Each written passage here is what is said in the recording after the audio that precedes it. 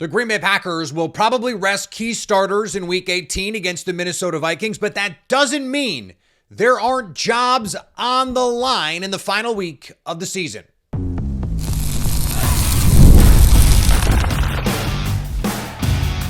You are Locked On Packers, your daily Green Bay Packers podcast. Part of the Locked On Podcast Network, your team every day.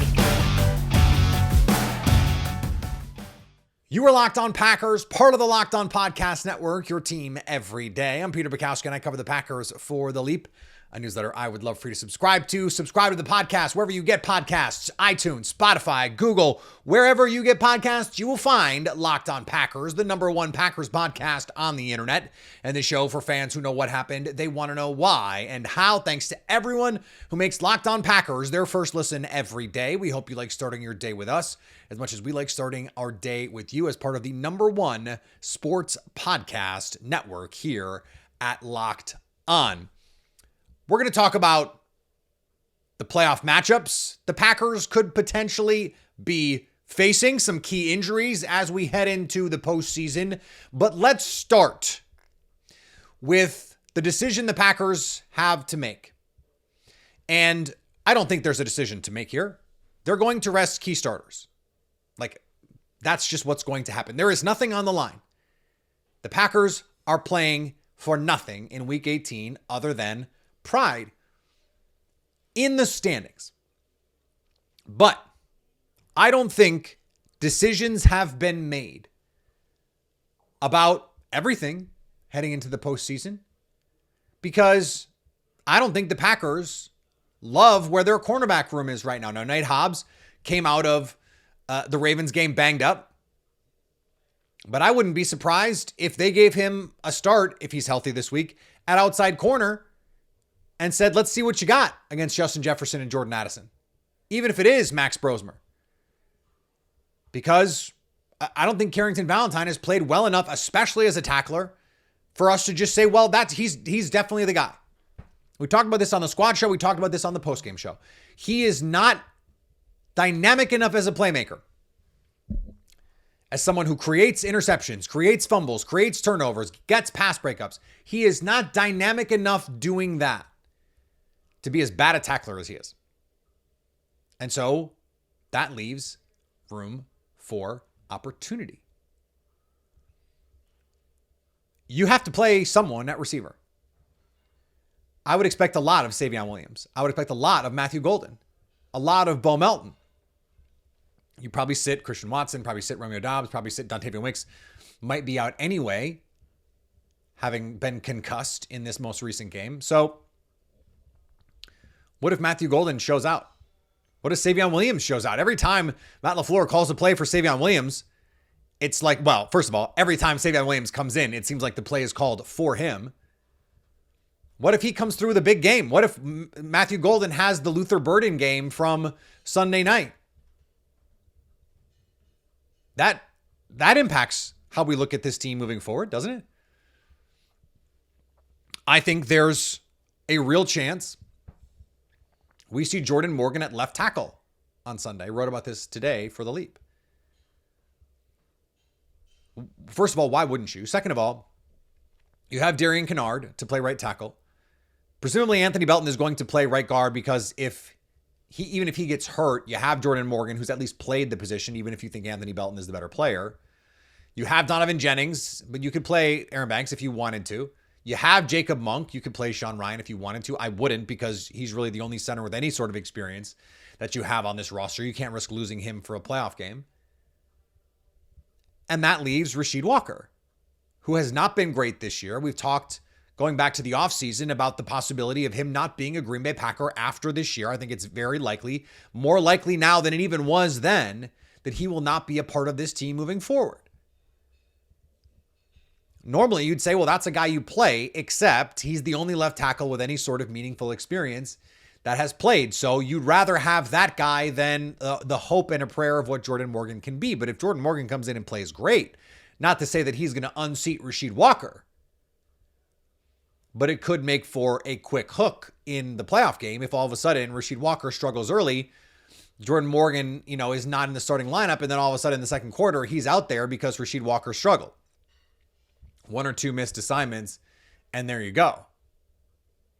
I also wonder, Rasheed Walker, Micah Parsons, they were boys. Is there something that politically has kept the Packers from going to a rotation with Rasheed Walker at the risk of making Micah Parsons angry? But now Micah Parsons is hurt. He's not out there. You're not worried about him being motivated. Now, could you make a decision that you couldn't or didn't feel like you could make a couple weeks ago? I'm not saying that's definitely true. It's just crossed my mind. And I'm not even saying that as a criticism. It's a real thing. You want your best player to be locked in. And if you think the differences are marginal, then you make sure you do everything you can to make sure your best player is locked in.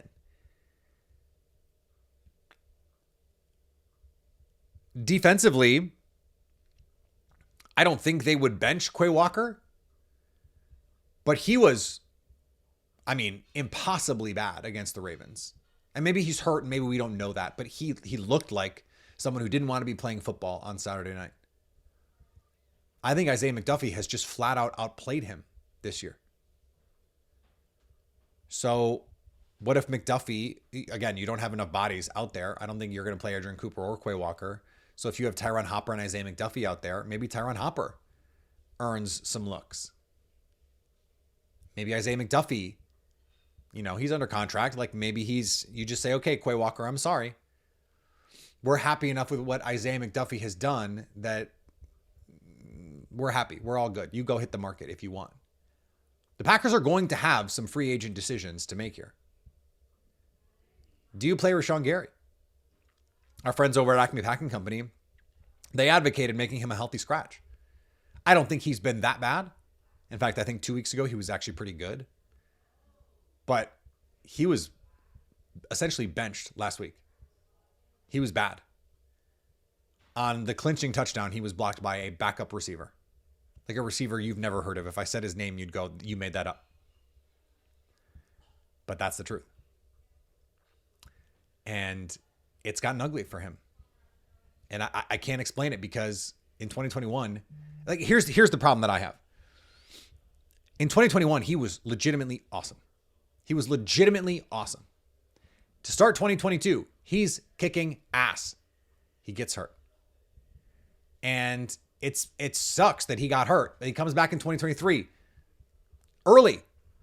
He's playing great football. And then he's really not been the same ever since then. I don't know if he came back too early and he's just like his body, the burst is gone. You go back and watch, and I don't remember who it was. I saw someone post a clip from the 2021 season. Late in the year, the San Francisco game. He was dominant in that playoff game. Dominant in that 49ers playoff game. There was a stretch of time but before the ACL where it was a true fact that Rashawn Gary, not quite a Freudian slip, but that Rashawn Gary had more pressures and a better pressure rate than Nick Bosa. Okay? In fact, I joke that since January 6th, Rashawn Gary had a better pressure rate than Nick Bosa. At volume, like at high snaps. That guy's gone. So, do you play him? Like, is Lucas Van Ness the guy that you sit because you need him to be healthy? I don't think that's out of the question at all. I'd love to see a full game from someone like Barron Sorrell. I'd love to see Brenton Cox make some plays out there. This Rashawn Gary situation is ugly. And I was someone who it didn't even occur to me at the beginning of the year that he would be a cap casualty in the spring. It seems at this point like it is a lock that he's going to be a cap casualty in the spring. And I don't want to get too far ahead of myself. Like I don't think that this season is over by any means. But given the play lately, it is hard not to think about the future of some of the players on this football team, especially as you lose 3 in a row and you're wondering, okay, what has happened? What has happened to this football team? And it has been that some key players have not played up to standard, and some guys that you needed to step up just didn't. So, as we look forward here, the Packers are going to be the 7 seed. The Bears the Eagles. That's what's on the docket here. The Bears losing on Sunday. Now, before we even get there, I wouldn't take too much out of that. But I want to talk about this next on Locked On Packers. Let's be real. No one starts a business for the joy of calculating tax withholdings or managing payroll and spreadsheets. That's where Gusto comes in, to take the stress out of payroll, benefits, and HR so you can focus on running your business and supporting your team. It's why I started using Gusto, I think 18 months ago, before they ever had any interest in Locked On Packers. I just think it's a good platform. It's an all-in-one remote-friendly payroll and HR platform that makes managing your team simple, transparent, and fast. Whether you're hiring, onboarding, or paying employees, Gusto helps you do it all from one place without the hassle or the hidden fees. Gusto's automated tools like offer letters, onboarding materials, and direct deposits save me hours every week. Try Gusto today at gusto.com/lockedonnfl and get 3 months free when you run your first payroll. That's right, 3 months of free payroll at gusto.com/lockedonnfl. One more time, that's gusto.com/lockedonnfl. Now's the time to get in the Locked On Packers bunker with the hardcore everydayers as part of the Everydayer Club. Thanks for making Locked On Packers your first listen, and thanks for making Locked On the #1 sports podcast network. If you haven't already, go check out the new Everydayer Club. It gets you access to ad-free audio for Locked On Packers, compatible with Apple, Spotify, every major podcast platform. Plus, it gives you a members-only Locked On Everydayer Club Discord server, which includes a group chat just for listeners of this show. Hello, let's have some fun in the Discord. Go to lockedonpackers.supercast.com or tap the link in the show notes to learn more. So the Packers are locked into the 7. Depending on what the Bears do, depending on what the Eagles do, the Packers will face either the Bears or the Eagles. Now, before the Packers no-showed against the Ravens, I was on record as saying, give me the Bears. Let me at them. I think that was my exact phrasing on the Locked On Packers squad show. Let me at them. And nothing I saw on Sunday night from the Chicago Bears changes my mind about that. That defense is just not very good. 3 times this year, they've allowed 40 points or more. They gave up 24 to Malik Willis, and it could have been more. It could have been more. They were driving in overtime. So, sorry, 24 was to Baltimore, 16 to the Packers, but that was a historically bad red zone performance. I just don't see that thing being replicated again. This Bears defense is just not very good. If Jordan Love is the quarterback, they're going to be able to score points on Chicago. The kind of team you would want to play. If we're just going to construct the kind of team you'd want to play based on the way this Packers team looks right now, it would be a team that defensively is willing to give up explosive plays and or relies on turnovers. Well, that's the Bears. That's definitely not the Eagles. The Eagles do not give up explosive plays, and the Eagles are capable of creating turnovers. They're going to make life hard for you. Now, I do think you can run on them. The Packers have not been a very good running team. They're not the kind of team that I think can take advantage of the ways that the Eagles can be taken advantage of. The Eagles, some of the stats on the Eagles, you guys, oh my God. Let me just give you a couple. Let me just give you a sample here. Okay? This is from Robert Mays over at The Athletic. According to True Media, there have been 10 games this year where a team has had fewer than 5 passing yards in a half. 10 games. The Eagles have 3 of them. They have won all 3. That is cuckoo bananas. Okay? That is not a sustainable way to win. That is just ridiculous. You can't survive that way. Let me give you another one. This is from Ben Solak over at ESPN, who, by the way, is an Eagles fan. So even the Eagles fans understand what's going on here with Philadelphia. All right? This offense has been, especially in the second half, it has been pathetic. And they still want to say, Jalen Hurts, oh, he's a winner. He's a winner. Here's the stat. From 2025, the Eagles are the first team since 1987 to win multiple games in a season in which they did not complete a second half pass.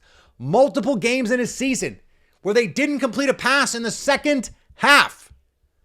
Hurts is the first quarterback in the play-by-play era, so since 1978, to go 0-7 or worse in multiple games in a season in one half. 0-7 or worse in a half in a season.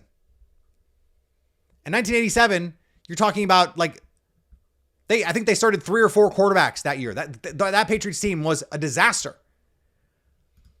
If you're worried about the Packers defense, that's the team you want to play. So this is a little bit of, can you find that Goldilocks zone, right? Because you'd much rather face the Bears defense. Much rather face the Bears defense. Like you can score 30 on that Bears defense. Zach Tom healthy, Josh Jacobs getting healthy. The receivers are all healthy now. Your offensive line is getting healthy. You've got continuity with that group now. You've already played this defense twice. That's the defense you want to play. But the Eagles have the offense you want to play because they will just go into a shell. And I know they have the pedigree, and last year we all saw what they did. We also all saw what happened in 2023 when they just fell apart. Now they continued to win games because their defense is good, but like the Bills, the Bills no-showed. And the Bills, by the way, Josh Allen had the game winner wide open. Just biffed it. So they've gotten away with it on more than one occasion this season where like they just go into a shell in the second half. If Jordan Love is healthy, they're going to find opportunities here against this Eagles defense. Again, they've already faced him one time, and that was one of those games. Like it is actually weird now to go back and think about this. There was that stretch of games with the Panthers and the Eagles, and where it's like, why is this team being so conservative? Can someone explain it to me?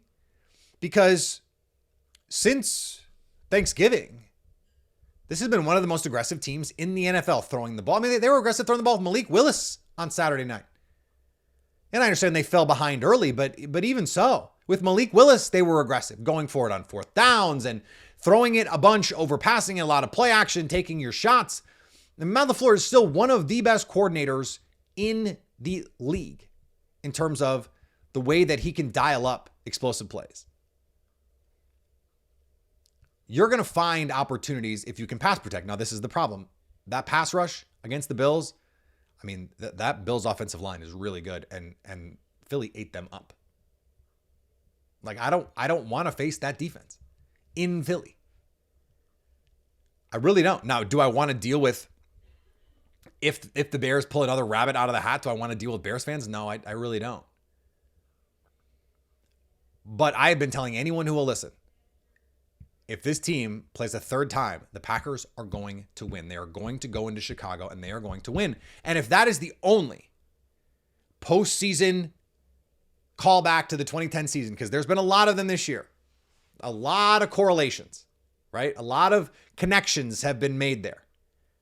If the only one is that the Packers go to Chicago and win a playoff game, fine.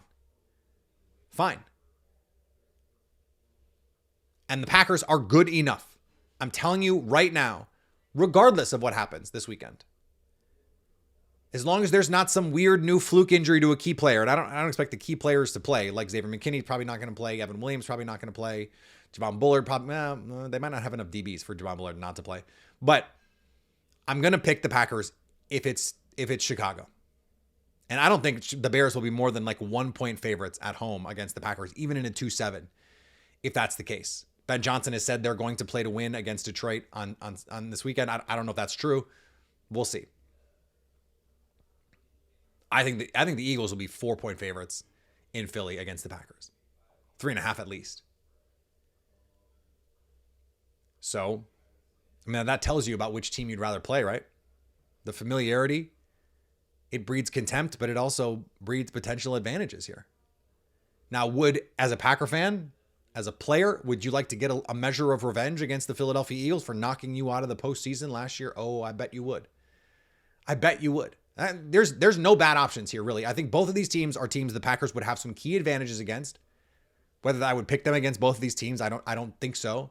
I don't think, frankly, I would pick them against the Eagles, given their current health. Like, if they had Micah Parsons and Tucker Kraft, I would pick them against anybody. But they don't. Now, depending on who's healthy for the Eagles, what's that offensive line look like? Their run game is still not that dependable to me. I still don't think they could take advantage of the Packers the way they say Baltimore did. And I think the Packers defense is going to play better. Remember, they did not play bad against the Bears. In fact, they played really well against the Bears until the very, very, very, very, very end. And if Romeo Doubs just catches an onside kick, Caleb Williams is like 10 of 22 for 140 yards. It was everything on that last drive in overtime, but the game should have been over. The game should have been over by all rights. That's the team you want. That's the team you want. You want to go to Chicago and beat the Bears. And then if you have to go to Seattle, whatever. If you have to go to San Francisco. I mean, there would be something poetic about that, right? Going to Seattle, getting a chance to beat the team that has beaten you multiple times in the playoffs. If you're Matt LaFleur, you get the monkey off your back in Seattle. And then you got to go to Philly, the team that, you beat the Eagles in 2010 to go to the Super Bowl. That was in round 1. They knocked you out last year. That would be pretty fitting too. I want to talk more about this 49ers thing, actually, because the injuries. It's hard to watch what the 49ers are doing and go, yeah, but the injuries. It's just not a good enough excuse, and the Packers have to play better. This episode is brought to you by Prize Picks. Whether you're starting a new routine or jumping into player projections for the first time, trying something new can feel like a challenge. But with Prize Picks, it always feels good to be right. With high-pressure football matchups every weekend and elite hoops action almost every night, the action never slows down. And Prize Picks lets you stay in control. Prize Picks is the daily fantasy app that makes watching sports even more exciting by letting you build lineups based on player projections. No drafts, no waiting, just pick more or less and play your way. Get started on Prize Picks. It's quick, it's simple, the app is super easy to navigate. It's made watching games more engaging, especially when following individual player performances. Download the Prize Picks app today and use code LOCKEDONNFL to get $50 in lineups after you play your first $5 lineup. That's code LOCKEDON to get $50 in lineups after you play your first $5 lineup. Prize Picks, it's good to be right.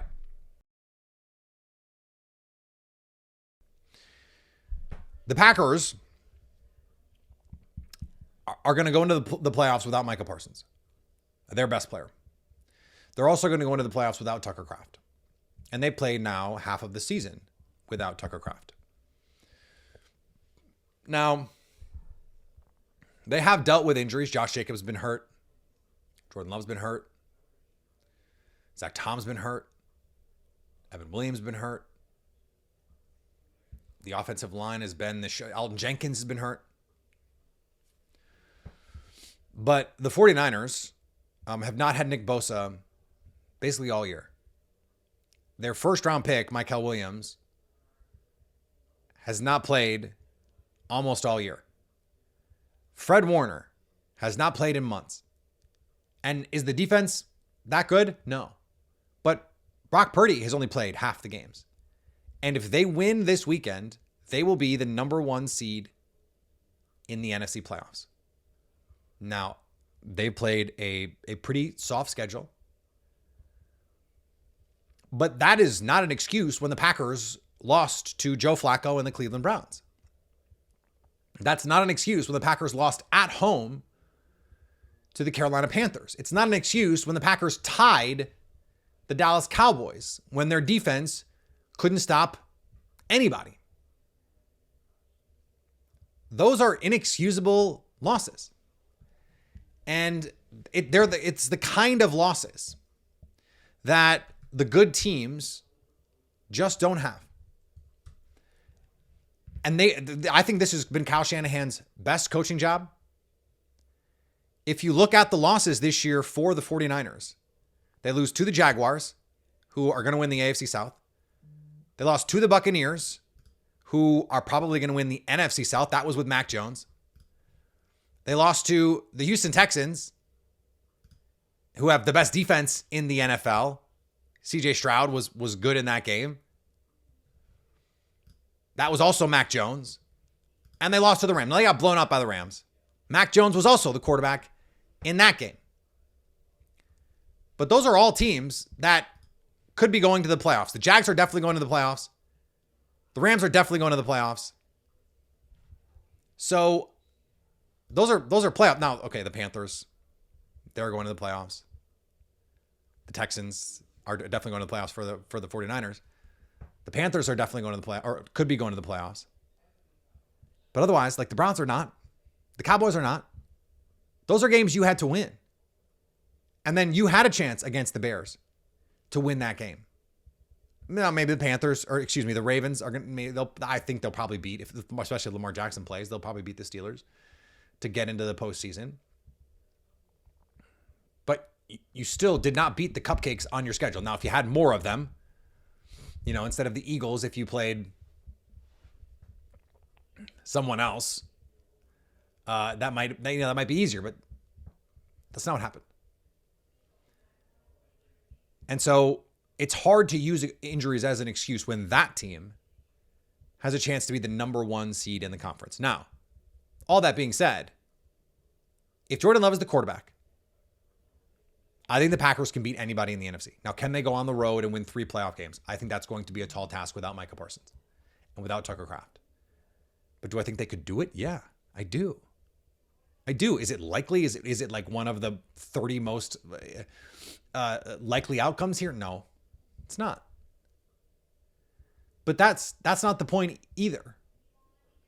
You're playing for something here. This is still Titletown USA, damn it. You're still measured by your Super Bowl wins. And this has been a talking point here. Oh, every team has won the NFC North since the Packers last won the NFC North. Okay, and every team has missed the playoffs since the last time the Packers missed the playoffs. Think about that. Right? So, okay, cool. This has been the Packers' MO for 30 years. They haven't reached the highs that maybe their quarterback talent says they should have. Bears fans love to point that one out. But they have not had the fallow periods that every other NFL team has had. Even the Patriots, between Tom Brady and Drake May, had a couple years where they were wandering in the wilderness. The Packers have not wandered in the wilderness multiple seasons. Like since you've been alive, probably. For most of you anyway. Podcasts skew a young demographic. Like if you're younger than 35, basically, you don't remember a time when the Packers went 3 years without a playoff run. Think about that. Think about that. Basically, no one else in the NFL can say that. This is just what this team does. And look, they're going to be back next year, regardless of what happens this year. So you're loaded for bear next year. This team's going to be really good next year again. So why not? Everyone's like, oh, the Bears are playing with house money in the postseason. No, they're not. Not anymore. Because you're the horseshoe up the ass team this year. You got crazy lucky with a lot of these close games. You're not going to get that lucky next year. You're going to have to actually win. Caleb Williams is going to have to actually complete some passes. He's going to have to be way more accurate than he's been this year. He makes incredible highlight plays, down to down, play to play. He's one of the most inconsistent quarterbacks in the NFL, in part because the highs are so good. But the lows are low too, man. Out of 25 qualifying quarterbacks, the lowest adjusted completion percentage in terms of targeted passes. So not throwaways, not drops, targeted passes. Tied with Cam Ward, who by all accounts has been like, people are talking about like nightmarish rookie seasons. The Packers are playing with house money. Like Matt LaFleur is coming back. Brian Gutekunst for sure is coming back. So why not just let it all hang out? That's kind of been what the 49ers have been doing this year. Kyle Shanahan has called it loose. Loosey-goosey, baby. Robert Saleh has reinvigorated them. All right, Jeff Hafley, you want to be a head coach? Let's see it. Put it on the table. Matt LaFleur, you want to quiet the questions about your job? Okay, let's see it. Put it on the table. Let's see it. And we'll learn a lot about this team as they move forward. All right, we're back tomorrow. Lily Zhao on the program. We'll have our crossover Thursday. a full week here on Locked On Packers as we get you set for Packers Vikings. And look, we appreciate everybody, especially through the holidays, for tuning in here on Locked On Packers. Make sure you subscribe, follow Locked On Packers to get all the latest episodes. Follow me on the social medias. Go listen to the Squad Show.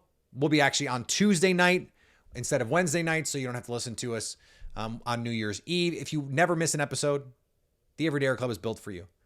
Go to Locked On Packers, get it ad-free, plus members-only Discord access and more. Head to lockedonpackers.supercast.com to join the club. For those of you on video, we send you the first ever 24/7 national NBA YouTube channel. On audio, make your second listen Locked On NFL, and maybe come hang out with us on the Locked On Packers Squad Show tonight to stay Locked On Packers.